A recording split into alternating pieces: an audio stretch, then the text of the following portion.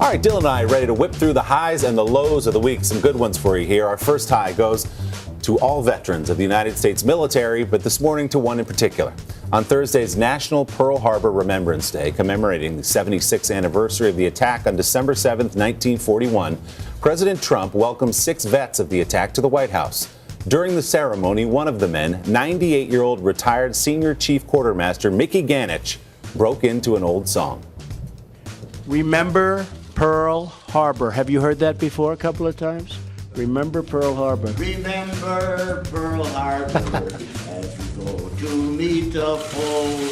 Just remember Pearl Harbor as we dig the Alamo. We shall always remember how they died for liberty. Just remember Pearl Harbor and go on to victory. Yeah. Remember Pearl Harbor is a 1942 song written as a tribute to the 2,400 American service members who died in that surprise attack.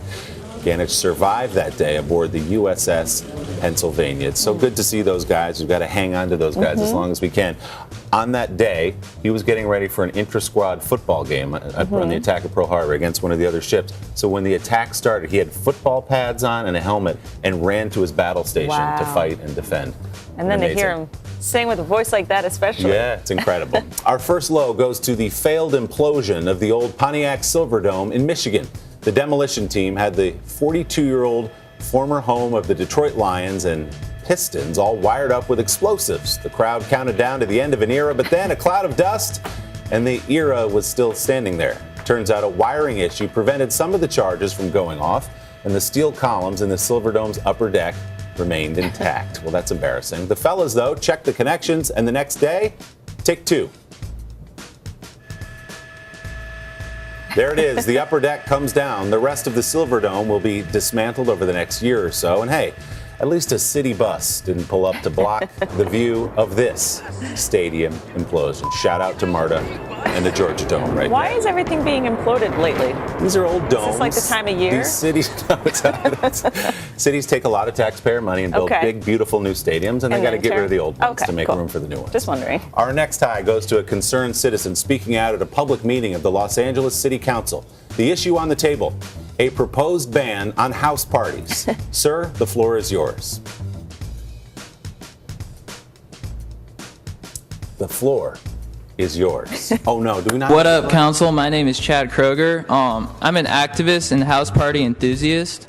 My first introduction to manhood came when the captain of my water polo team, Boomer Kingsley, asked me to shotgun a tall can of Bud Light in front of the whole squad at his end of the season bash. My newfound confidence gave me the courage to ask out the most popular girl in school, Lauren Stockholder, to prom that year. She rejected me, and I had to go with Stacy McMillan, but I didn't care because I was so amped on chugging with my boys. That's what house parties do.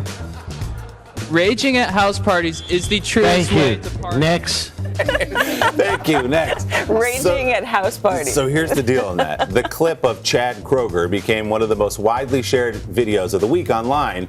Chad Kroger, actually, you might know, is the name of the lead singer of the band Nickelback. The guy you just heard deliver the performance of the year is a comedian named Tom Allen, who does this in character at city council meetings from time to time. And the internet absolutely loved Chad Kroger. One person tweeting a proposed 2020 cabinet of Chad Kroger for president, Boomer Kingsley as VP, Stacy McMillan at state, and Lauren Stockholder as Attorney General. I could have watched that all day.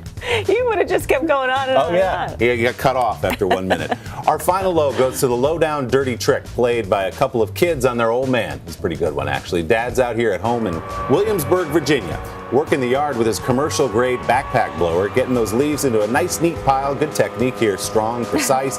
As he blows the pile together, a couple of heads pop up and scare the living tar out of Dad. The kids leap out of the pile as Dad backpedals and hits the deck. He shoots a death stare at Mom right there, who's filming the whole thing, before opening up the blower full speed on the kids, who eventually run in for the hug. Come on. The kid in orange popped out as cool as you could pop. Like, he just had like a bounce to him. They nailed it.